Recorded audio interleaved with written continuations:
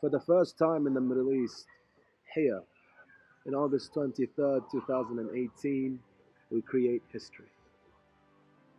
Today we talk, we discuss, we laugh, we talk about pain and suffering. More importantly, today we talk about kindness, love, and truth. We talk about life. We talk about his magic. Today we talk about his journey. If you mix Bruce Lee and James Bond together, you get Sir Michael Vincent. Sir Michael Vincent, welcome. Oh, nice to meet you, Beirut. Pascal. Thank you so much for inviting me It's here. an honor. It is a pleasure. Today we talk. We just talk. We'll just have a conversation. Just talk. Michael, where were you born? I was born in London. Okay. Any siblings?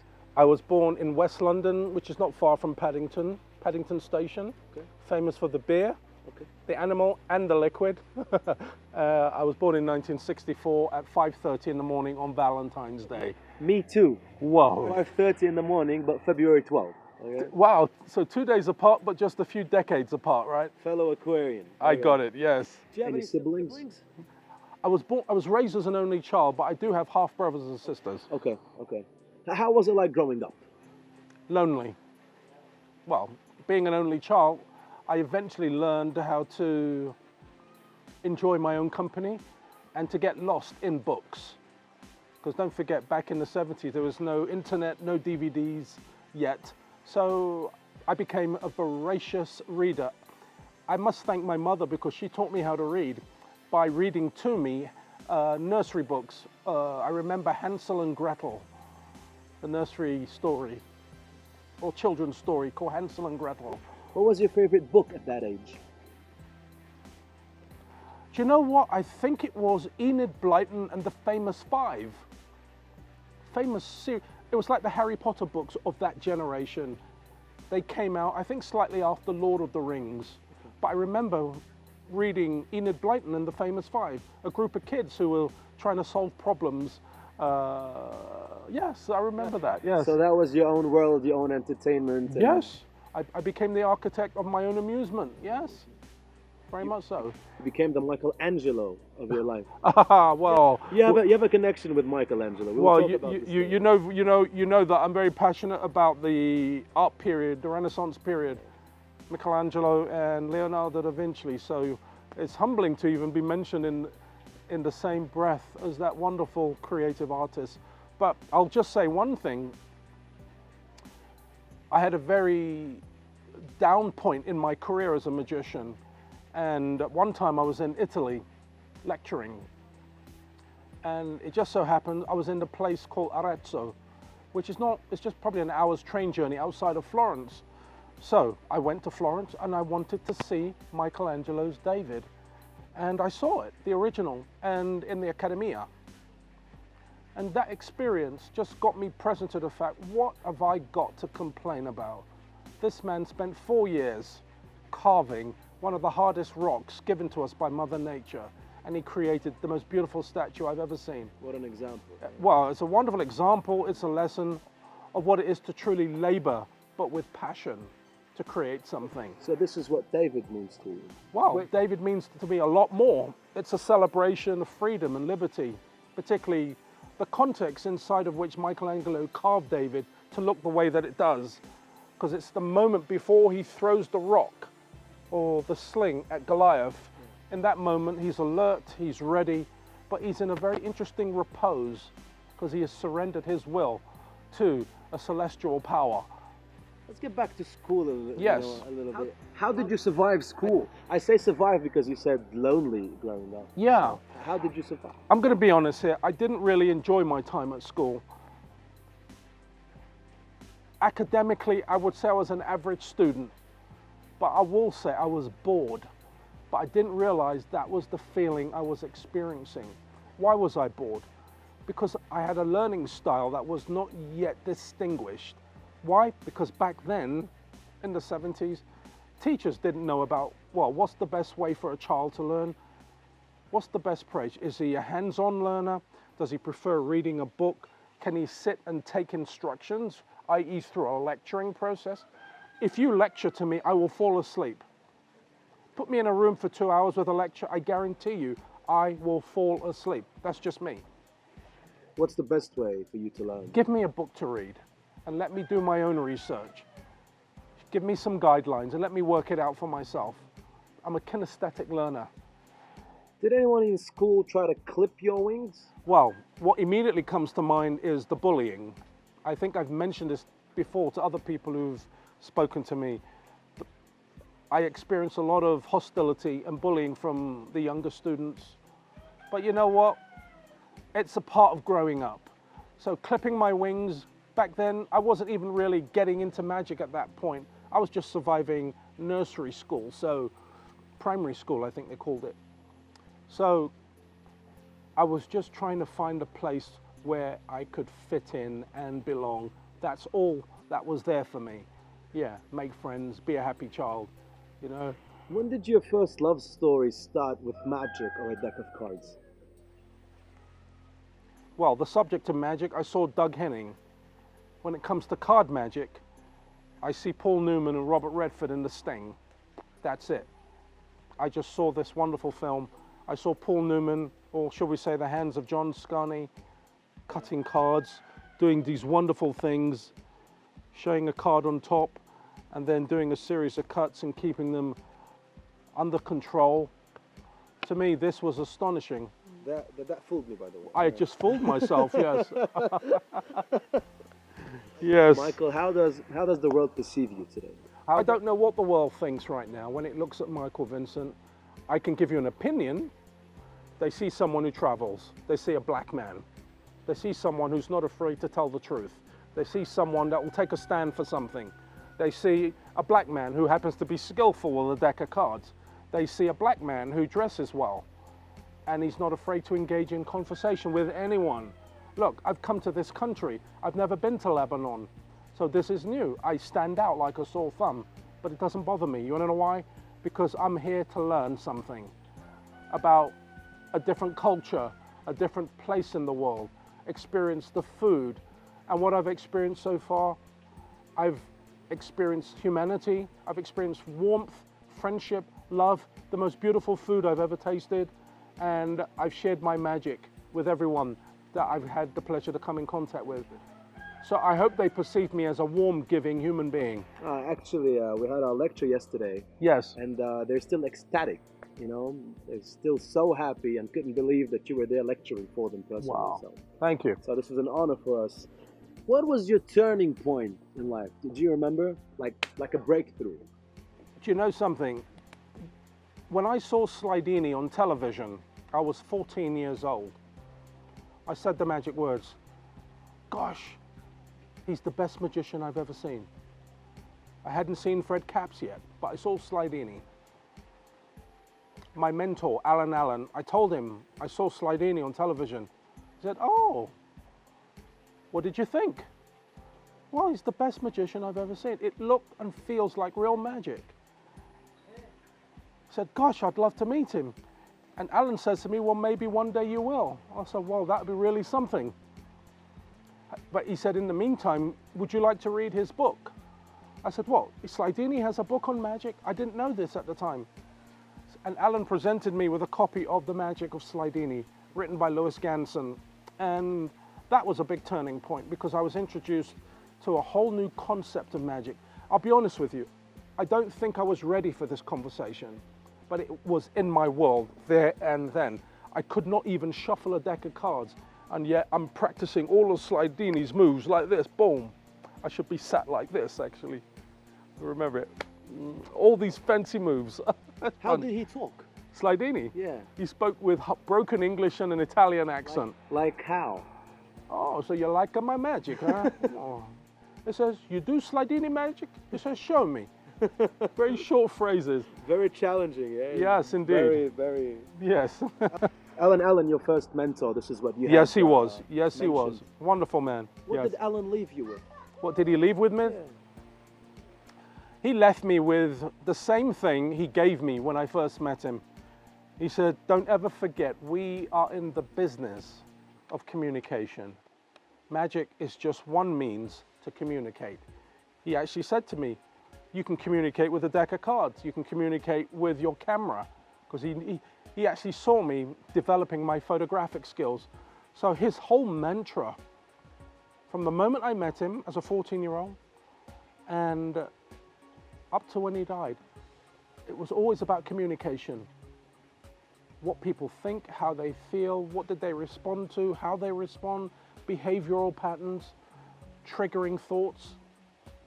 So more often than not, we spent more time talking about communication than we did actual tricks per se. He changed your life, didn't he? Very much so. Well, when I met him, I had no life. I was alive, but I didn't have a life.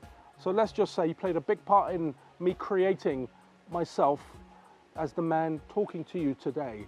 So yes, in a way, he had a big impact. I would say so, yes. And that's beautiful. Yes, it is. Thank you. Ever had a day job or like a normal job? I had a normal job. Ever? Several. Yeah. I used to work in the office of a department store as a figure clerk. I got bored with that. I was a postman. I used to deliver mail. I got bored with that. I worked in a hospital. I worked in Great Ormond Street Hospital, and I saw sick children every day. How did it make you feel, seeing sick children? Well, I was not happy because I was in the basement I was sterilizing equipment for the doctors, for the surgery, but I knew what was going on. I didn't stay very long in that job, but it was a privilege, and I'll tell you why. These children were happy. In spite of what they were dealing with, they were happy. They had a smile on their face. I saw it with my own eyes. So, it's funny, yeah? Isn't it a paradox? It's funny, yeah. Yeah. You get to see today billionaires who are sad and people. It's funny. What's a day like in the life of Michael Vincent? Do you have a morning ritual? How do you like live? Well, if you follow me on Instagram, you will know what my ritual is. I wake up in the morning. I have my coffee, my shower, the usual things. I take care of business as far as my home life is concerned. And then probably around 11, I will hit the coffee shop and I will sit down, I'll read the papers, and I will take my cards out and I will shuffle. What am I shuffling for? I am going through my drills, okay? I am practicing everything. I may go through a routine. I've got my iPad and my written notebook. I'm writing notes and I'm thinking, if I've got a show coming up, I'm planning the show. I'm going through my repertoire, tricks I want to keep, tricks I want to get rid of, that I don't want to perform anymore. I'm very clear about that because my style has evolved since I lost my hearing. So these are the things I'm doing. That's a typical day. Then I'll go home, I will prepare my meal, I'll practice, okay? And I'll attend to any business correspondence. It's pretty boring, pretty general until showtime, but these are things that have to be done. But that's preparation and a ritual at the end of the day. Yeah, but you know what? The best part of my ritual is my coffee time and my shuffling time. Seriously. But all the other stuff, I'll be honest with you. If there's a magician out there that says they enjoy the business side of magic, well, you know what? I'll be honest and say I don't enjoy it, but it has to be done. It has to be done. Michael? Yes, sir. Are you married? No. Why not? There's no why. There is simply no why. I'm not married. I'm single. I'm not a parent yet.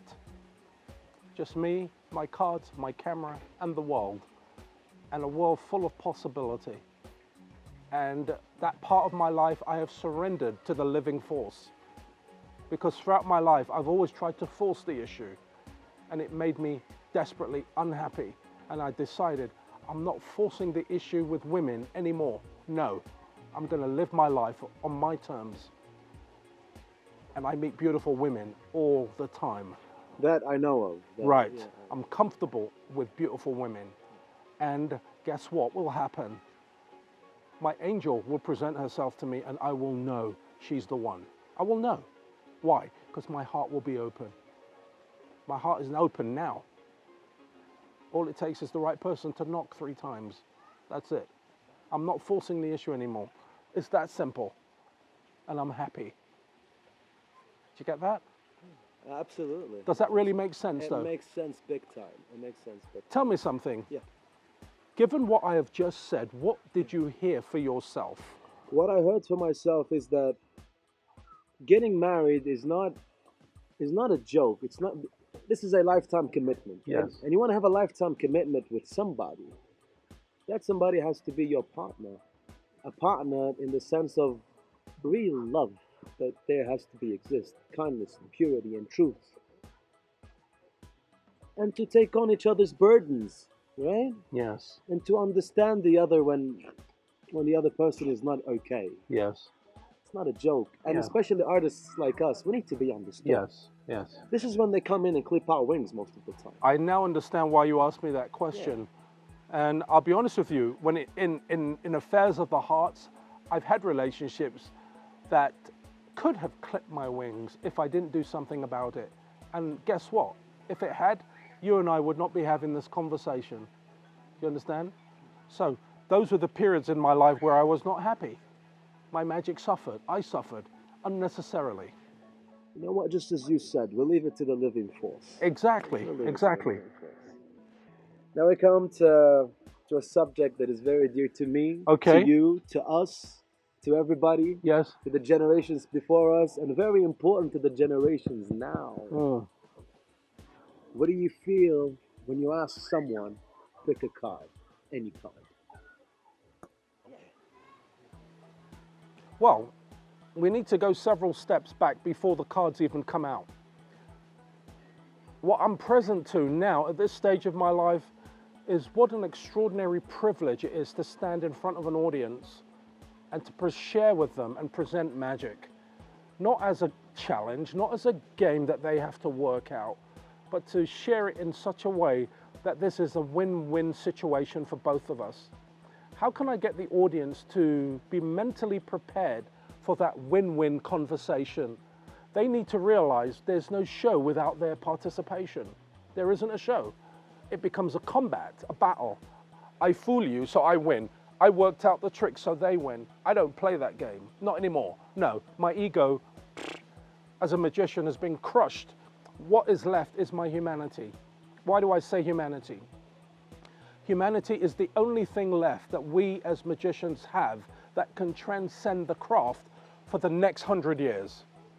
If it wasn't for magicians like Robert Houdin, Hofzinser, Nate Leipzig, Paul Rossini, when I read about these guys, I can feel their humanity. Fred Capps, Cardini, Channing Pollock, I can feel their humanity. Why?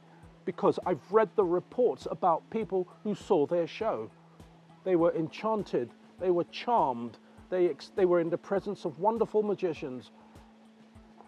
Nate Leipzig would go into the homes of the wealthiest people and they would say, what a charming gentleman he was. But his magic was exquisite. Paul Rossini, he was a protege of Nate Leipzig, would work the most fancy ballrooms. Here is a very elegant and charming deceiver. That's where I got the phrase, elegant deceptions, the combination of those words, just from reading about Paul Rossini. He was impeccable. He dressed beautifully, moustache, cigarettes, the little devil on his shoulder. Isn't that beautiful? It's marvelous. Yeah. Were you ever surprised by an audience member after the show and they told you something that almost made you cry? Was I surprised? Yeah. I was humbled Okay.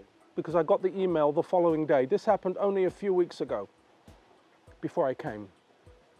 And the lady told me it was a birthday present from her daughter. Okay. And I did Pandora's Paradox. Okay. I must be honest, I was quite overwhelmed by the reaction. I did not see her emotional response, but I feel grateful that she sent me the email because it got me present to just the beauty of magic. You just don't know what people are dealing with. This is the point. And a good performance, a great performance can transform people's point of view about the world they're living and their sense of reality. That email, funny enough, made me realize in that moment, I bent reality for this person and it transformed whatever she was dealing with, or should I say her point of view.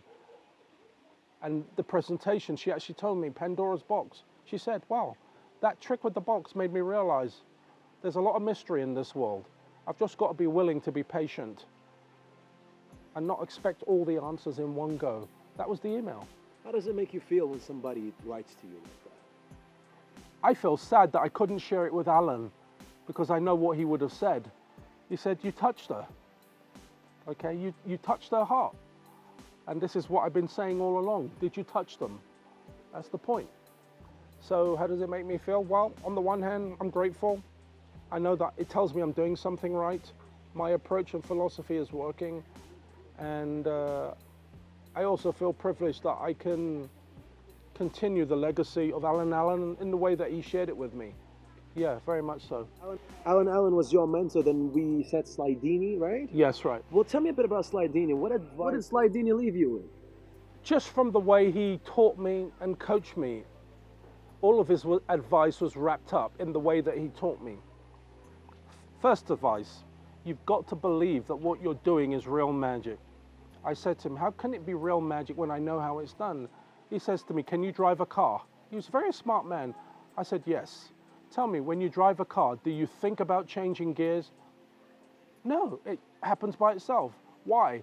Because I'm focusing on something else, the mirror, the cars in front of me, the wing mirrors, people trying to overtake me. He said, that's it. You don't think about it. Your subconscious takes care of it. So when you perform magic, you must practice it so well that your technique is under the radar and you can focus on the experience as if you are a real magician. Don't worry about what your hands are doing, okay?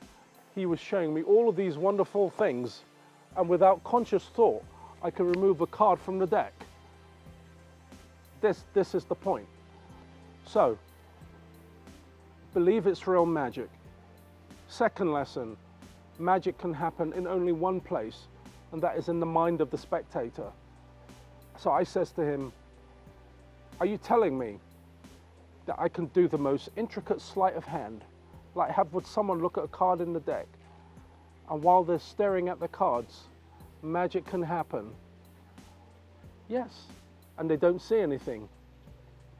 Yes. How'd you do that? Huh? How'd you do that? Very well. That was some beautiful advice. Thank you, thank you. You know, every time I always hear the professor by Vernon, Magic Castle, the professor. Why was he the most famous? Have you read the book by David Vernon, a biography? No. Well, if you read it, you'll get a sense of your answer to that question, but I'll give you a synopsis. Let's give Vernon credit. He was born at the right time, 1894. It'll be 6 years before 1900. So can you imagine being a young boy at the turn of the century? You lived through all the world wars, the sinking of the Titanic, the big news of the day, the big Hindenburg that burst into flames.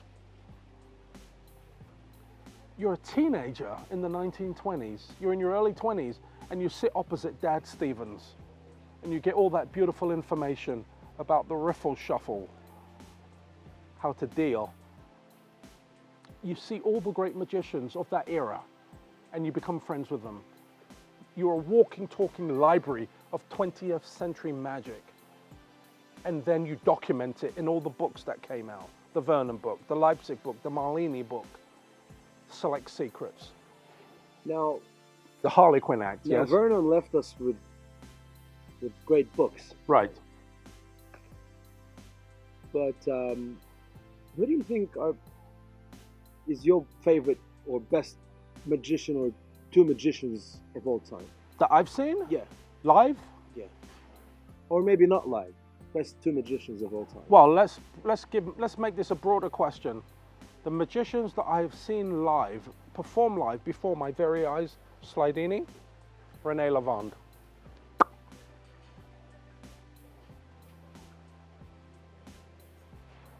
In your Yes. opinion, who are the two best magicians in the world? Right now? No, dead or alive. All time? Yeah. Well, it's subjective. But if I had to choose two magicians all round, I would choose Robert Houdin, and I would choose Fred Capps. Fred Capps was the greatest all-round magician. He covered everything. He covered everything. Close-up, parlor, and stage. His close-up magic was phenomenal. Did you meet him? He died just as I was getting started, 14 years old. But I've seen so much footage of him on television. I saw him on the Michael Parkinson show with Ricky Jay and Ricciardi. Beautiful. It was like he was a modern-day version of Nate Leipzig. Impeccable, charming, beautiful handling with the chink-a-chink, gypsy thread. That's beautiful. He was funny. He had good humor. Do you remember the trick with the 5 cards? Homing, yeah? The homing effect? The homing card? Yeah, homing card. Do you know? I've never seen anyone do it better. And you never will. Do you want to know why? Why? They're not Fred Capps. End of story. End of story. Wow. End of story. You spent good time with Jennings, Larry Jennings? Yes, I did. Do I look like him? His beard was a little bit smaller than yours, but you're in the right direction. And your card work's very good too. Thank you, sir. Thank Yes. you. How was your experience with Larry? This was another defining moment in my life, because I was at the Magic Castle and I saw him at the bar. No, he was sat on the Vernon couch. And I said, "Whoa, Larry Jennings." Oh, I've shook his hand. I said, "I've read your book." He said, "Sit down, kid, I'll show you a trick." And he does the most extraordinary thing. I've got to do this for Yeah, you. please. Take the deck, All right. shuffle them, quick shuffle. This was pure Jennings. And what's important to remember, Larry's handling was as direct as it come, okay? Watch this. I'm going to remove one card because my feelings toward this particular card is very, very strong. I'm using the force. In a moment, I'm going to have you cut the deck anywhere you like. Are you ready? I'm ready. Okay, cut the deck. Cut here. Right here? Yeah. Do you realize we both chose a card? I went first. Queen of Spades. And then you went next. I didn't see anything. How'd you do that?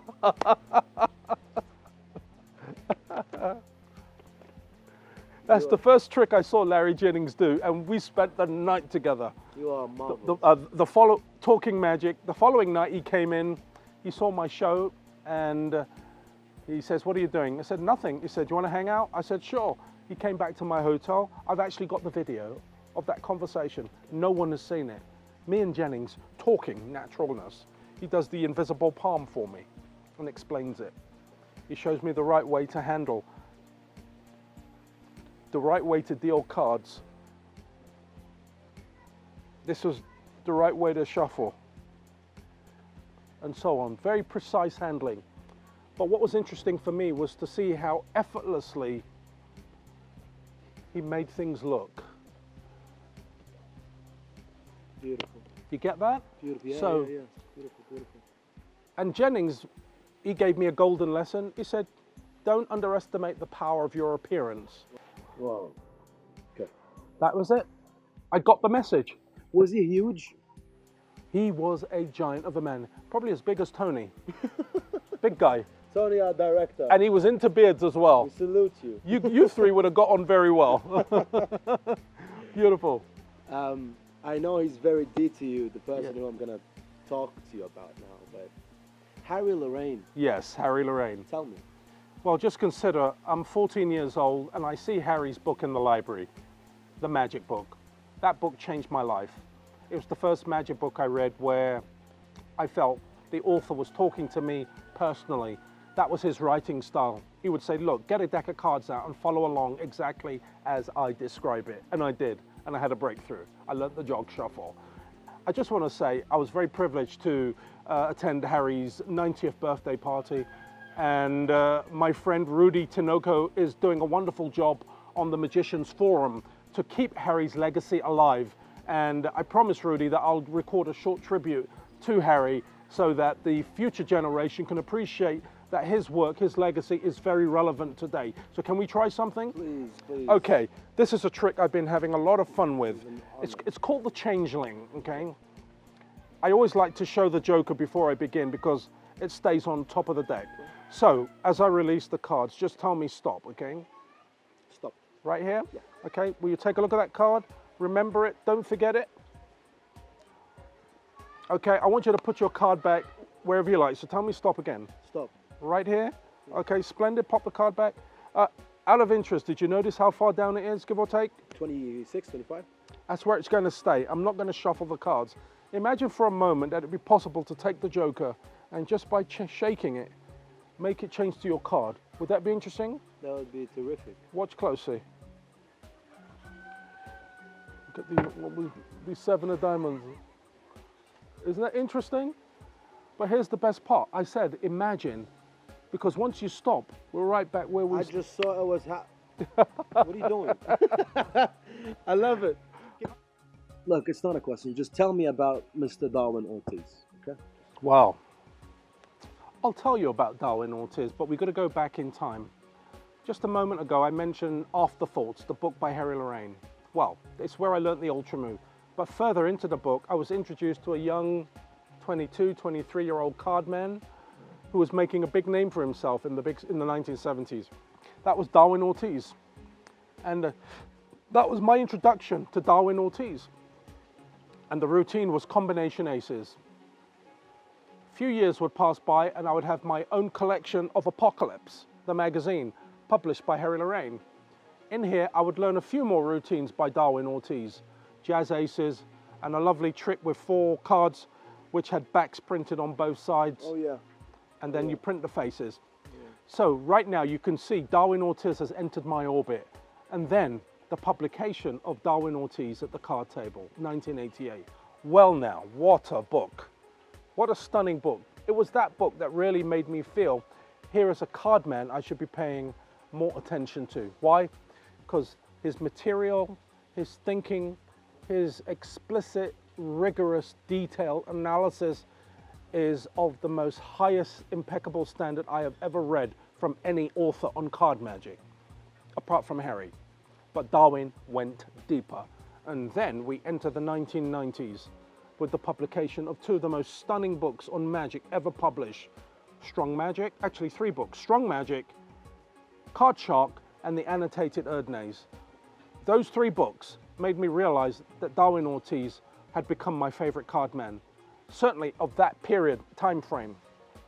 Card Shark was the book that transformed me as a card man because Darwin and the way that he wrote it made no apology for the technical requirements and the technical standard the student must bring to the conversation. My God, if you couldn't do the fundamental sleights and some more advanced technique, well, you had to practice. This is how the trick's done. And don't think changing the method or watering down the method with easier, inferior techniques, like many magicians do, and who should know better. Because it's easier. Because it's easier and it placates to their technical level. No, you rob the trick of some real nuances. You asked me about Darwin. Well, I've had the pleasure of meeting him on many, many occasions. I've enjoyed his company, and he's been a great teacher and a good friend to me. He's my mentor when it comes to not just cards, but magic, the whole infrastructure of magic. And as time went on, I discovered we have other interests that we are passionate about, which I won't get into, but that's for us. But for card magic, his books, our conversation, have forced me to demand more from myself than I ever thought possible. I'm practicing things now that I would never have thought I'd be interested in with cards. I'm not going to mention the names because they're not important, but you know. What, you mean like the Sting? Well, yes, routines like the Sting, Yeah, it's really, the Showdown, yeah. Shark Attack. You know what? There is one book Yeah, that you forgot to mention. which one? You have a foreword on that book. Ah, Lessons in Card I Mastery. love that book. Wow, you love it. Yeah. I love that book. I love that book simply because I've described it as a postgraduate course in cardmanship. And it's not for the beginner. I don't even think it's for the intermediate. It's for the seasoned expert or someone approaching that standard of excellence, because you will encounter routines not to perform, but to appreciate the thought process into their creation. And if you do, then maybe you can add it to your repertoire. Till this day, does Yeah. he still practice religiously? Sorry? As far as I know, yes. If you call him up, you'll see he's busy. I'm practicing. Leave a message. Isn't he amazing? Well, for me, he's an extraordinary human being. He's an extraordinary human being simply because he's found his muse in life, his passion, his magic. I know that he likes film so much, and he's into Hitchcock, and he speaks about him when he's lecturing. Yes, he and does, stuff like yes. that. Does he also like James Bond like we do? Oh, well, now you're going to start a conversation here.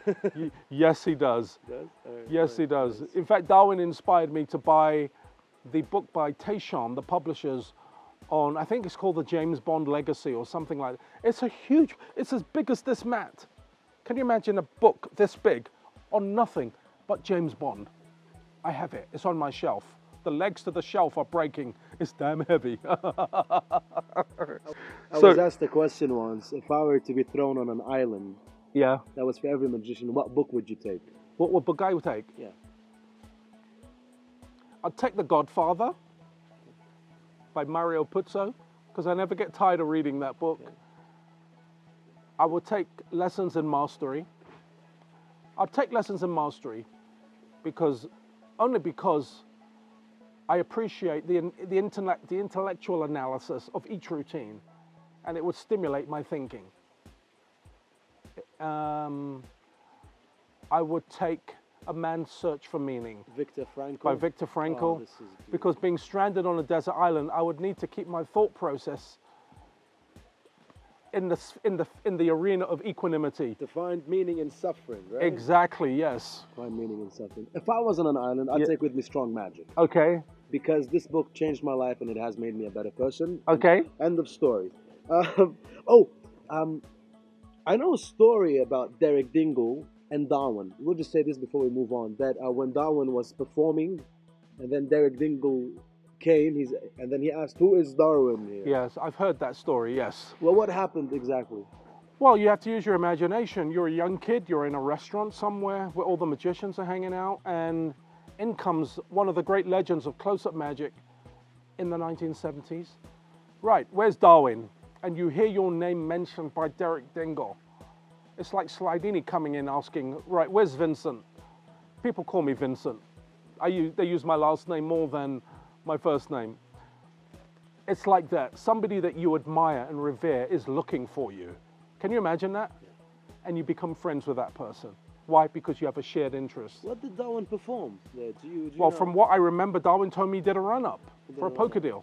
And he dealt himself 4 aces. And that was crazy. Yes. Wow. Jason Ladani. I think he brought something new to this game. You spent time with him? We've spent a fair bit of time together, yes. Certainly this year. So tell me about you. Well, first of all, he's my friend. I like him. I like him a lot. When we look at the development of card magic over the last, let's say 10 years, let's go back 10 years, and you look at Jason's contribution to the subject, it truly is outstanding. I've come across a lot of books. A lot of it is utter garbage. I'm sorry, but it is. But to me, uninspiring and material I wouldn't want to touch. Why? Because it's boring and it's derivative. I don't care who gets upset. You just have to face the facts. That's the facts. And when I look at Jason's card magic and tracked his development and progress since we started becoming friends as far back as 2013, I am truly astounded. And why? Simple. Look at his technical ability. This kid can do the work. I say kid, I say that with respect. Yes, He's a young yes, guy. yes, yes. He can do the work and he does it well. He can do the full calendar of card techniques from the gambler and the magician. Now, Second centers, everything. bottoms, I've grease. seen him do it and we've discussed it. When I look at the intellectual analysis of his creative process, the tricks he's created, I have to toast him. Drink a glass of wine in his name simply because this is a good effect. The magic is strong. Let's look at the routine, Catch Me If You Can. It's the most theatrical version of reflex I've ever seen. A proposition bet. If you want to go down that road, yes, you can use that presentation. Lucky Charms. this is a routine. I first saw him perform before he shared it with anyone, but he performed it for me in Darwin. And I started to apply my own thinking to it, but I didn't talk about it because he hadn't published it. Now, it's a wonderful piece in my show because he released it on his lecture notes. It will also be in his new book, Game Changer, which will be out very soon. So, what do I think of Jason and Danny? I think he's one of the best card men in the world. Jason, Derek Del Guadio, Helder Guimarães, I hope you pronounced Helder's name right. Guimarães, if you want to say in Portuguese. Guimarães. And I think I still got it wrong. These guys are the new breed of young, hotshot card men in the world. They are truly astounding in what they can achieve with a deck of cards. With Jason, here's what I like about him. He is unapologetic in his character when he presents card magic. You described me what happens when Michelangelo meets James Bond. Well, Jason is a composite of all the great characters we've seen. Bond is one of them. You could think of many other great archetypal male characters that we've read about, maybe a little bit of Brando, who knows, from The Godfather. But when I watch his character, I can see it. I can see the evolution of his style. It's not to everyone's cup of tea. This is something very important for the listener. Who are you? Is the person you're portraying and being, will it be acceptable and palatable to an audience? Me, I'm a really whimsical, Machiavellian, raconteur, storyteller who's been around the block. I've traveled the world and I've got stories to share with you. And a lot of the stories are true. So I can deliver these stories authentically. Jason can, because he's lived. For a young guy, he has been around the block, trust me. And I feel privileged to have him as a friend, because he keeps me on my toes, he really does. And I feel privileged to have him as my mentor. Yes, great. You're keeping good company. You know what, Jason, just like you're like Bruce Lee and James Bond. I think Jason is Tony Stark and James Bond. Yeah. Okay, got it. Him. All right, let's jump into something fun right now. We'll talk about this, and then I'm gonna go all Larry King and James Lipton on you. Okay. All right, let's do this. Tell me a bit about Muhammad Ali. My childhood hero. Were you surprised when you met him for the first time? I was truly blown away. And I was blown away for the simple reason, one, that it happened, and two, Ali was like, it was like meeting my long lost brother. He greeted me like a long lost brother. That was it. What can I say? Was he a softie in real life? He was a pussycat. He was a pussycat. All right. He was a pussycat. And what made my day was introducing him to my mother. Okay. Because he said to me, come to dinner with us and bring your mother. I want to meet your mother.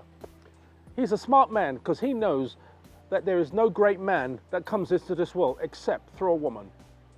Truly, all life form comes through the female species.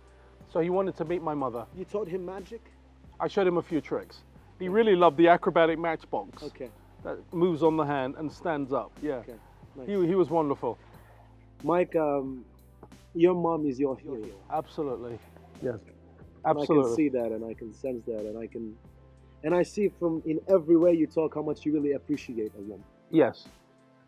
And that really is beautiful. God bless your mother. Thank you. Thank you. I believe something that all of us have an inner bond. Well, yes. Okay, but I have a question. Is Bond one of us? The card shark, and is he? Well, for those of you that love James Bond and haven't read the books by Ian Fleming, you're not going to believe this, but James Bond, he is a card hustler. He is one of us. Now, I'm not talking about the scenes in the films where you see Bond playing cards. In Dr. No, we see Sean Connery for the first time at the baccarat table, okay? In Goldfinger, I think he's experiencing gin rummy, but I don't think he's playing cards in that game. GoldenEye, baccarat. The only time we ever see Bond play poker is in Casino Royale, the movie, not the book. However, you're going to have to read Thunderball. Read the book, Thunderball. Is it true he was dealing seconds in that book? In the book, Thunderball, the first half of the book is M and Bond at a private members club staking out Hugo Drax because they suspect him of cheating at bridge. and Bond clocks it. He's using a shiner. So what does Bond do? He says, right, 007. M orders him, we need to put a stop to this nonsense. So Bond goes home, and what does he do? He gets out a copy of Scarney on card cheating. And he practices the handkerchief deck switch that I saw as a kid in The Sting. That's crazy. That's crazy. And Bond says to M, keep your eyes open.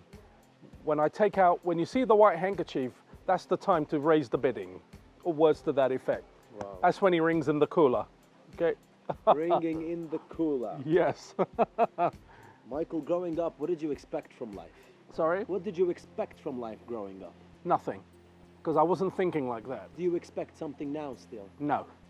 I'm here to give, I not expect to give. I think that's one of the most beautiful answers Yes. I've ever heard. Yeah. Life owes me nothing. How can one communicate I mean, like, we communicate with a deck of cards. Right. It is a medium, it is a vehicle. Yes. How do you communicate with photography? How do I communicate with photography? Yeah. Well, when I shoot portraits of people, it's important for me to have a conversation with my portrait clients for at least an hour before the camera comes out. Why? It's important to build rapport. It's important to have that level of connection, especially with women. Because I've noticed when people come in front of a camera, they change. They put on an entirely different demeanor. And I say, hey, what's that nonsense? That's not the person I was speaking to 20 minutes ago. Cut that nonsense out. So when I take a photograph, I want to communicate the authentic expression on the face of a person. When I'm doing street photography, I want to capture authentic moments of our humanity. Okay? When I photograph this place, it's nothing but authentic nature. And what's beautiful about this place... We're in the jungle, by the way, just so you guys know. What's beautiful about this place is how we've retained the integrity of nature in spite of all the cabins, the little places where we can sit down and eat. It's built into nature rather than nature being destroyed to accommodate this. No, we are in nature right now. I feel like Tarzan in a treehouse. Do you get that? Michael Vincent has made thousands and thousands of people happy. I like to think so, yes. And that's who you are as a being. Who makes Michael happy? Michael makes Michael happy. Does that answer your question? I'll leave it there. You sure? I'll leave it there. I make myself happy. Right there. Right there. Second most beautiful answer. Yeah. All right, we're gonna play a quick game that Larry King does, and I love it because it fits you perfectly. I'll ask a question, you answer quickly. All Okay. right? Here we go. If you only knew, what's your secret talent? My secret talent? Do you have one? Yes. It's my superpower. I can communicate with anyone. Guilty pleasure? My guilty pleasure? Yeah. Expensive toys. All right. Person you would trade places with for a day? Nobody. What keeps you up at night? A great card trick. Wow. If you can speak to an animal, An animal. who would it be? Or I would speak to dragons. Proudest accomplishment? My proudest accomplishment my proudest accomplishment to date was appearing on Penn and Teller and recording 2 tricks from 2 of my heroes, Nate Leipzig and Ed Marlowe. Beautiful, beautiful. And you fooled them, by the way. We might or we might not get back to that. What never fails to make you laugh? What? Never fails to make you laugh? Ken Dodd. What annoys you? What annoys me? Selfish people. What's your favorite comedian of all time? Ken Dodd. What's the best advice you've ever gotten? Harry Lorayne said to me, keep yourself at the standard you want to live at. Lovely. What's the worst advice you've ever gotten? I'm just trying to phrase this properly, but I've got to answer it in a back to front way. If I had to live my life again, I would not become a professional magician. What would you have become? A journalist. No question. Journalism. Photojournalist. That's beautiful. Now, I asked my favorite 10 questions by Bernard Pivot. James Lipton asked him in the Inside the Actor studio, Right. if you watch it. Great. I love it. And these are my favorite. Yeah. 10 questions. Michael, what's your favorite word? My favorite Word. word, elegance, What's your least favorite word? selfishness. What sound or noise do you love? There was a time when I loved the sound of music. Now I can't enjoy it because I'm deaf. But I have memories of the sounds. I can hear Nat King Cole in my head. What sound or noise do you hate? My mother crying. What's your favorite curse word? What the fuck? Yeah, baby. Listen, I got this reminds me of this reminds me of Tony Stark when he said to Captain America, "I just don't trust a guy with a dark side because he's too perfect." What turns you on? What turns me on? Yeah. Beautiful women. What turns you off? Selfishness, Yeah. ugliness, and selfishness in people. What profession other than yours would you like to attempt? Attempt. What profession other than yours? I can tell you, I want to travel the world and take photographs of people. Everywhere. Photojournalist. I want to document life. This to me. Do you know what would really excite me? If National Geographic or Nikon comes to me and says, "Mike, we know you, we love your cameras. You love our cameras. As a magician who travels around the world, we would love it if you would take the D850 on your travels around the world and document your experience." Oh my God, I'm in heaven. I am in flipping heaven. Seriously, I would say yes. What the fuck? What the fuck? Yes. WTF. What profession would you not like to attempt under any circumstance? Well, that's a good question. I've been a postman. I've worked in an office. I've been unemployed. Let me tell you something. Being unemployed is the most debilitating experience for a man I can think of. Why? Because it's a man's duty to work, to earn and create. And I have absolute respect for men who go to work doing jobs they don't like to support their families. Seriously, I don't care if they're a bus driver.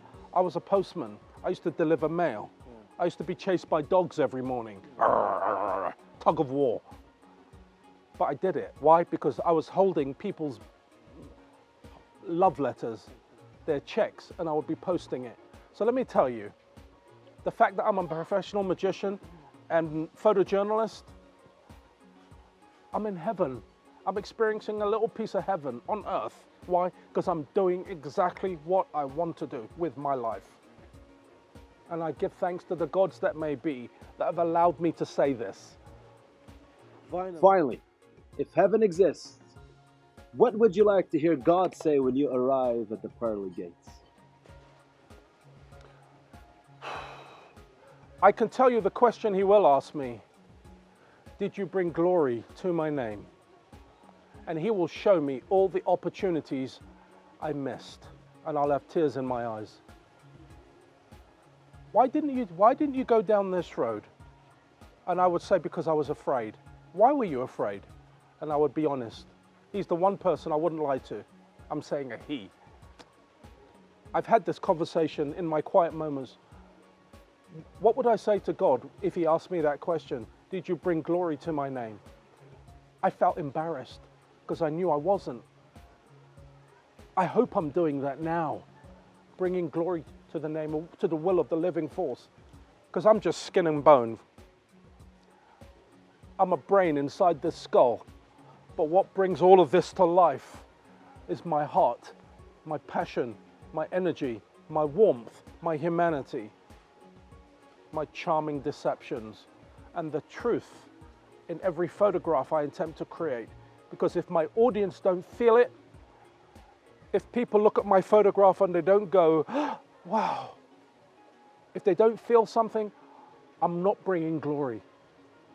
I'm not inspiring people with hope, with possibility. Does that make sense? Makes beautiful sense.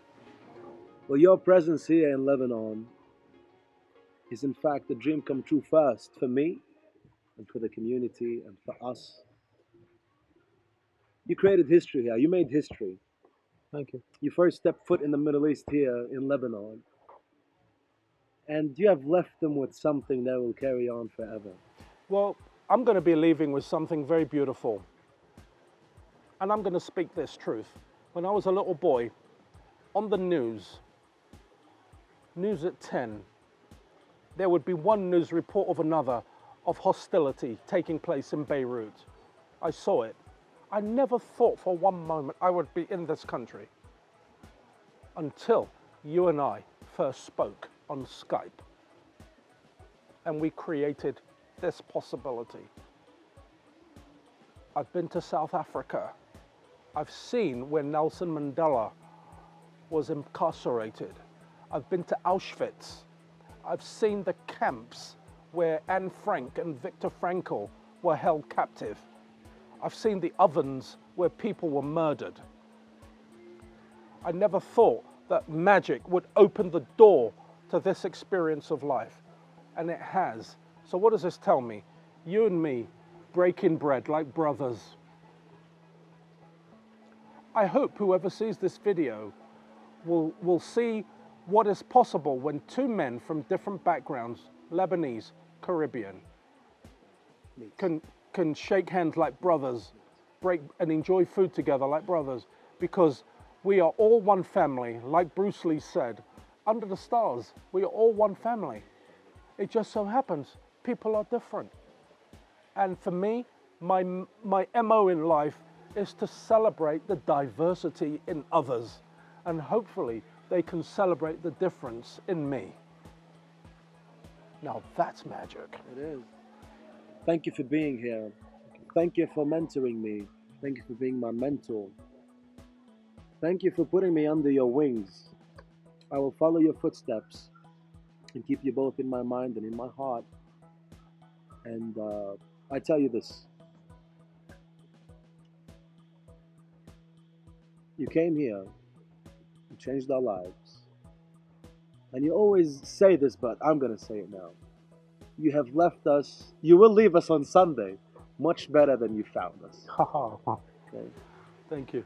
I think I've been transformed in the process too. Thank you. Such an honor.